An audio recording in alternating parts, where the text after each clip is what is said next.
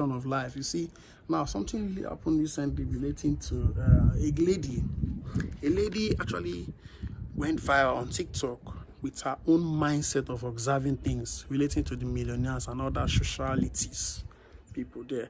So she actually took her time to break down the whole issue, the whole mentality within this rich and poor, which was a good one. She did a good observation within these things. Okay, in her own voice, she was talking about the millionaires that we have presently in our country, that people keep talking about. Dangote started from nothing to something. Dangote did not start from nothing to something. In her voice, she was saying Dangote was born into the rich family. Yes, it is true.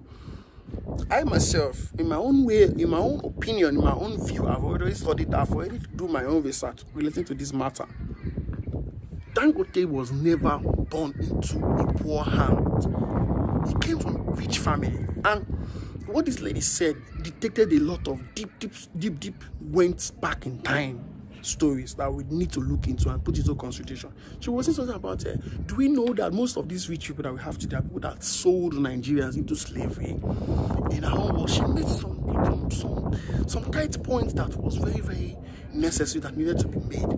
He said we talk about riches, we talk about billionaires succeeding today. Femi Otedola, all those kind of big men, Otedola himself, like that.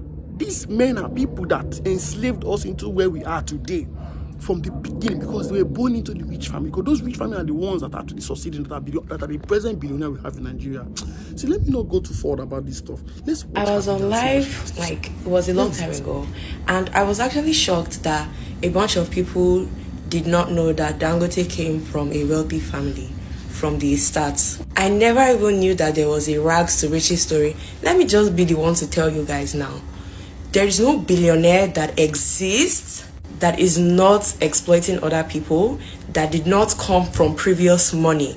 You can never make it from the grass to the grace of billionaire unless you become a verification of billionaires in Nigeria that contribute to the literal poverty that exists in Nigeria is so insane to me.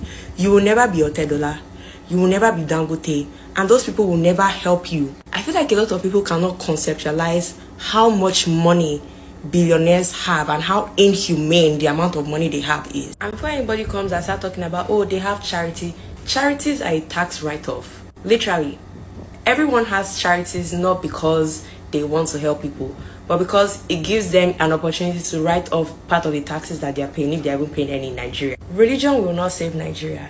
Tribalism will not save Nigeria.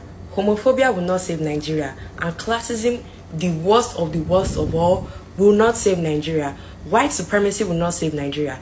I'm tired of you guys. The way I see Nigerians kiss white people is actually embarrassing for a group of people who run around on the internet so prideful.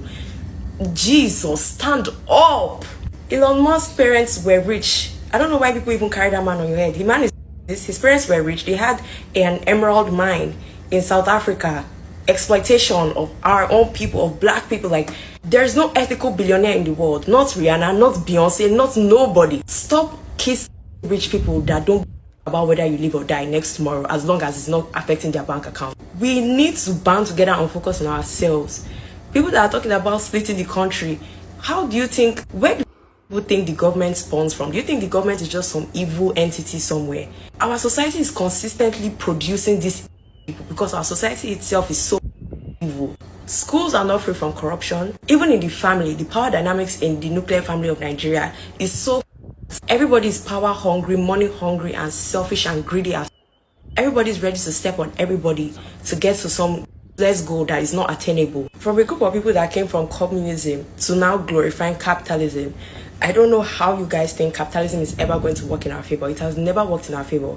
Until you people realize that we are the commodity. We as black people, number one, we are the commodity. Our resources are the commodity. And if you're now poor as a black person, your labor is a commodity. We're literally fighting for minimum wage, I believe, 30,000 naira. Imagine 30,000 naira per month. Meanwhile, a bag of rice is 80k. Let's be for real.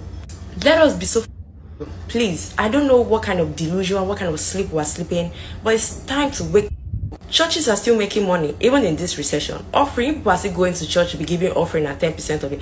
God is not coming to save you. Rapture is not coming. You are making the rapture happen. by doing all this nonsense, sitting back down and going to be praying. Prayer is not going to help. I'm sorry if you're religious, cry. It's not going to do nothing. Your forefathers have been praying to the same colonialist God that they brought them all these years, and Nigeria has only gotten consistently worse. Please, like, let's stop all this mumu behavior. I'm sick and I'm tired. Celebrities will not save you. They will not.